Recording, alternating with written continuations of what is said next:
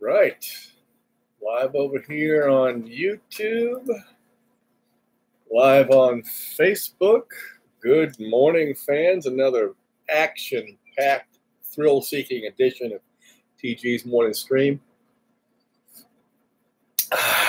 Coffee in hand, ready to roll.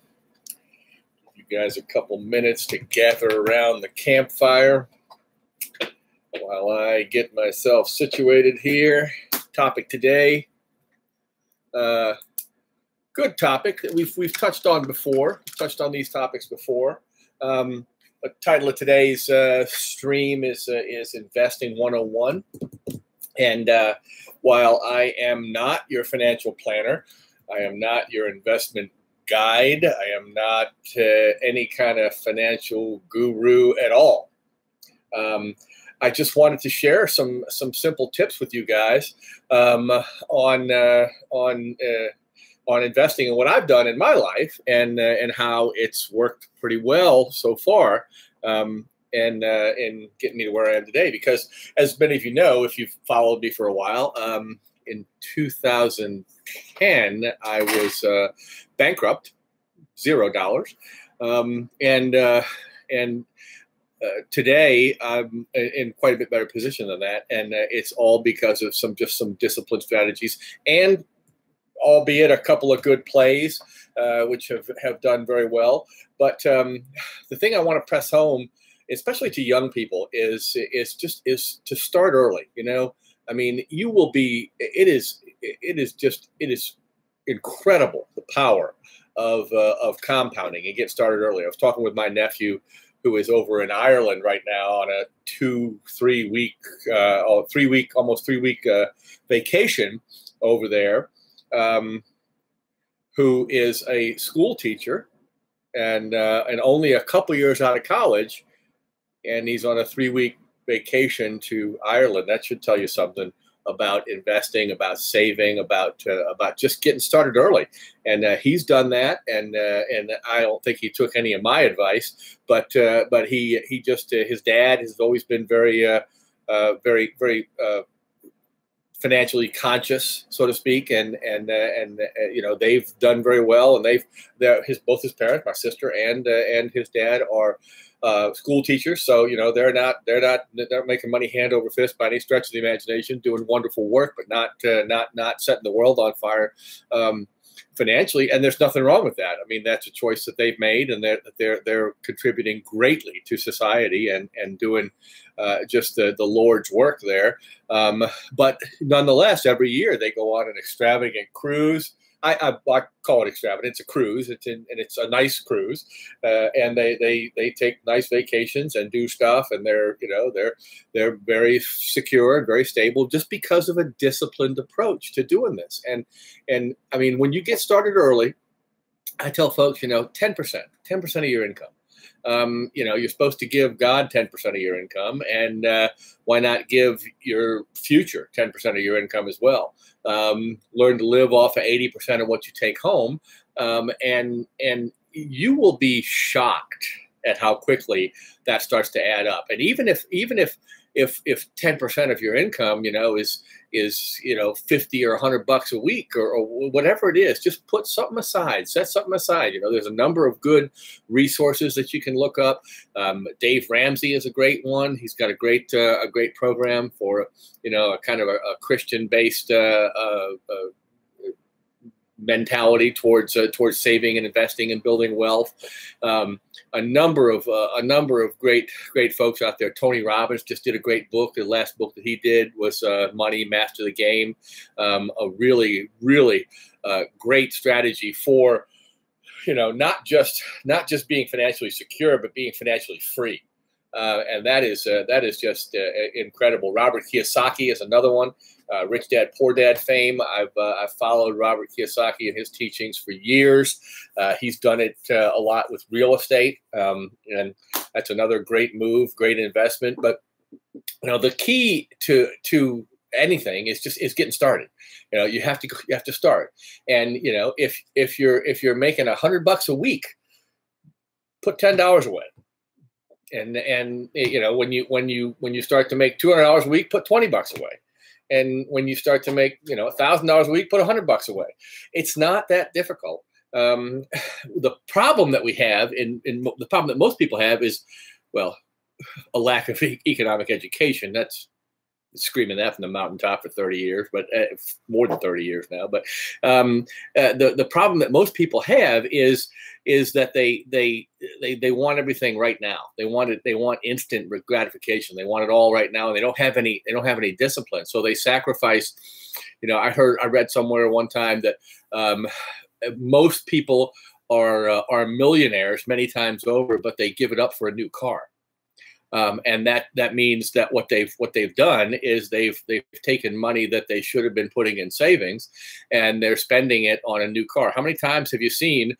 I'm in the mobile home business, and I do a lot of. I've traveled around the entire state. I've looked at dozens and dozens of parks, and I can't tell you how many times I have seen cars outside of mobile homes that easily cost twice what the home cost. I mean, it's just it doesn't make sense to me. I don't get it. People that I did ministry in the inner city for years, and I saw people in housing projects in the inner city, driving Escalades and Mercedes Benzes and $80,000, $90,000, $100,000 car parked out in front of your subsidized housing unit in the projects. Now there may be some other stuff going on there and how they generate that to get the kind of revenue to do that. But in most cases, like I said, we're millionaires many times over, but we give it up for a new car. And because people want to take that money and take money that they could be setting aside and have some flashy, fancy new car. They're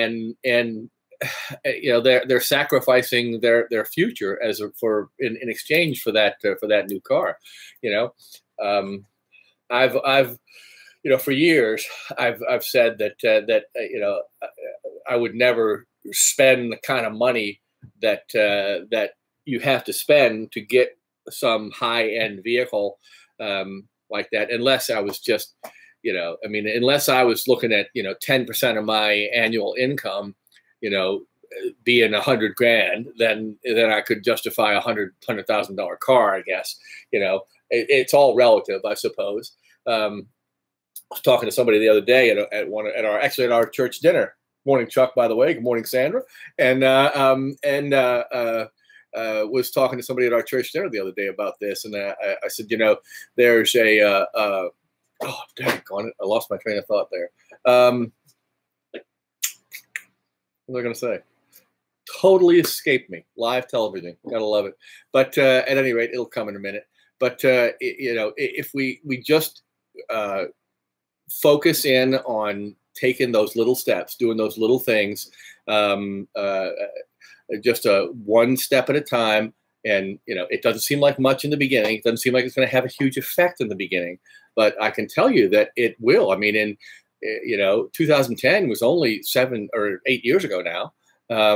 And in that short period of time, I've gotten back everything that I lost and more in that time. Admittedly, it was a few good plays, but that helped significantly in that. But it's not rocket science, and it's just basic financial education that we need to instill into these folks at an early age. And the earlier you start, the better, man. You start. I tell you, I told my nephew, I said, you get onto a plan now and consistently stick to it. Whether it's 10% or 15% or 20% or whatever you can afford to live on, or whatever you can afford to set aside. By the time you're 35 or 40 years old, you'll be a millionaire, no question, absolutely no question. And a steady, disciplined approach to doing that. Again, investing 101. It's not that difficult when you sit down and start figuring out. And if you don't overextend yourself, stay away from the credit cards, stay away from the $600 or $700 or $800 a month car payment, which is just ridiculous. Live within your means, which I know is tricky and difficult sometimes. But if you do that, then you can very quickly move into a whole nother category of financial well-being. And like I said, there's the guys that I mentioned earlier on are fantastic resources for doing that. So look at those guys, study those guys, listen to what they tell you, and it is some great advice to just get started early. It's just coincidence that I happened to wear my my Bitcoin shirt this morning. I thought about this on the way in here after I had turned that on, but had put this on and decided about the topic on the way in this morning. But like I said, I pay attention and I listen and I watch the trends and I see what's happening in the industry and in the markets, and I just try to stay out in front of it from an education standpoint. Never stop learning. You're never too old to learn something new. It's why I'm studying coding now, learn how to code and build stuff on the blockchain, and learning how to do digital marketing, and relearning some of my graphic artist skills and whatnot. So interesting stuff and good stuff if you just get a handle on that. If you don't take anything away from any of these talks that we have on a daily basis, get out in front of this, and it doesn't matter where you are. You can start today and improve. I mean, if this is zero, and your net worth currently is negative, then start paying off those bills. And Ramsey has a great plan for that. The snowball effect of paying off those bills. Gather all your stuff together, pay off the smallest ones first. Don't worry about interest rates. Don't worry about what this one costs or that one costs. Just I'm putting $500 a month or whatever it is towards debt payment, and pay off the little ones first. When you get that one paid off, then roll that money into the next payment and keep paying those things off. And before you know it, you'll be back at zero, and then you'll start raising the bar, and you'll be in positive territory before you know it. It is very, very comforting to wake up every day and not have to worry about the credit card bills or the car payment or the house payment or the mortgage or whatever it is that's stressing you out, because that is a lot of what stresses you out. And I'll tell you another thing about investing. If you're invested in something and it's stressing you out, it's keeping you awake at night, you wake up every morning thinking about it, and it worries you, then it's the wrong investment for you. You shouldn't be there, because it shouldn't be that way. You shouldn't be sweating stuff, and I'm looking at some of my things, and I'm looking around right now because I'm building a new business. I'm getting something started from scratch, from zero, again, living off of savings that I've built up and set aside specifically for this venture. But there's some other things in my portfolio that are making me uncomfortable and not I'm concerned about and I think about a lot, and so I have to make some changes. So I'll talk to my financial guy today, and make those changes, because your financial well-being shouldn't keep you up at night and shouldn't worry you. So if it is, you're doing something wrong. And nobody says that and this is not, suffer and deny yourself and never take a vacation and never go out to dinner or never do this or that. But, put together a budget and look at that stuff and start thinking about it. And you probably don't realize how much money you spend eating out every month. If you just keep track of that one month, something simple like Quicken, just use Quicken in your for your personal finances, and you can get a little pie chart every month that will tell you exactly where your money's going if you put everything in there.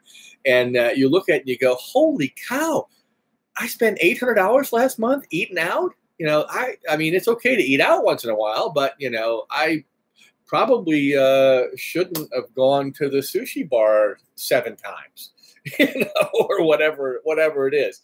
It's okay to go once in a while, but don't go twice a week, so to speak. But just little stuff that you can do that will have a profound effect on your financial future.